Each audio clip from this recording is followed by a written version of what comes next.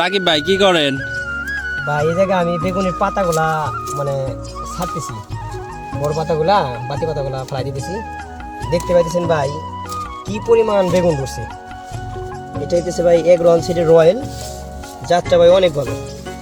হাতের মুঠ করলে ভাই শুধু বেগুন, কি পরিমাণে একটা গাছ না ভাই, আপনি আসেন প্রত্যেকটা গাছে লক্ষ্য করেন, প্রত্যেকটা গাছে প্রতিটা গাছে ভাই শুধু বেগুন আর বেগুন।